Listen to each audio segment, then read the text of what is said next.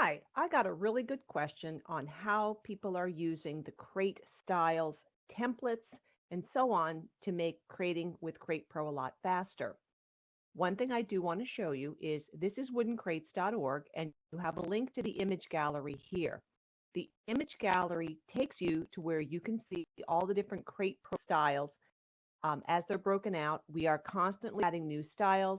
We are getting requests, and those are being added. You'll get those in the updates. So continue to make sure you check those, or if you are creating any crate styles and you're making a lot of changes, please don't forget to send those to support at cratepro.com with some images of what you're doing, and we can help you get a lot closer to what you want to ultimately build. Okay? All right, in Crate Pro, the idea when you create a design, you shouldn't have to every single time that you have to do or an order, start with a brand new crate, enter the dimensions, and make a lot of changes.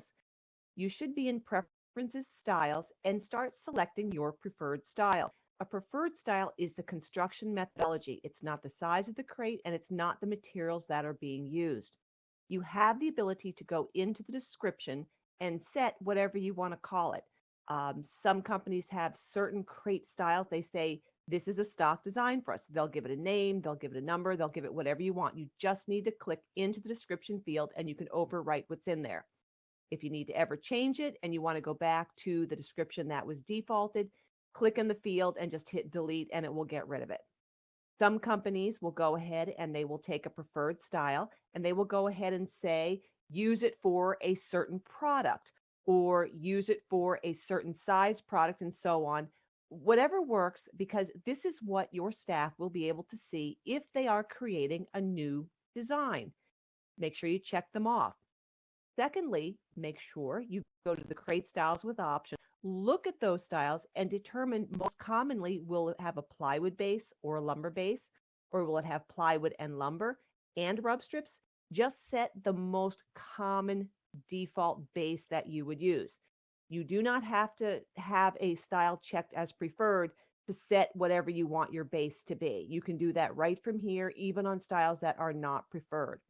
You'll want to do that for all of the style families that you have selected. You don't have to make changes or in anything that you're not going to use. Now, what then happens in the settings, you want to make sure after you have selected preferred styles that you change this so when a customer or user, a user selects their preferred style, they go to the preferred style tab. It makes a lot less confusion. So now I'm in the designs and I click on new. I'm going in the preferred tab and I can see what are the common or the preferred styles with the new descriptions for my company. You can always hold down the Alt key and click on the magnifying glass and see a textured image of that style.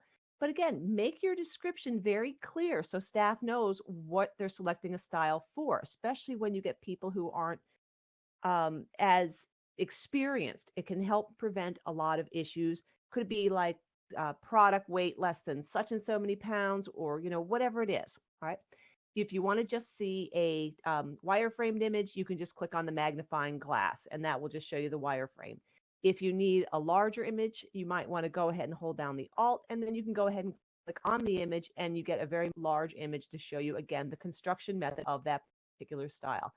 You may even have common styles that you want to name for a customer. Not a problem. When you select the style from the preferred, then it's going to come up, okay? The description is going to be basically what you had already entered, and go ahead and you can change it. You can add the customer, whatever you'd like to do, and enter whatever the dimensions are going to be. So when you're doing this, this is going to allow you to go ahead and create a new design using the default style that you selected with the default settings, and then click on continue, and it will create it for your staff. But something else you can do is when you have some default templates, let's say you create a design and you have like the same product over and over again. It could have a stock number, it could have a name, it could be whatever it is. So you might be doing pumps and you have pumps that weigh 200 pounds and they are a certain size. You have pumps that weigh 600 pounds and they're a certain size. You have a pump weigh 2,000 pounds or even a ton, and you want to make templates. So you can pull any of your styles up, and then you create a template. So this way, what will happen is you've already done the work to create the design, you've created the dimensions, and your users can go ahead and just click here, and CreatePro will not change your template, but it's going to pull up that template and what it is in the dimensions, and it will go ahead and use all of the things that you've already done or changes that you've made will go ahead and be done for them.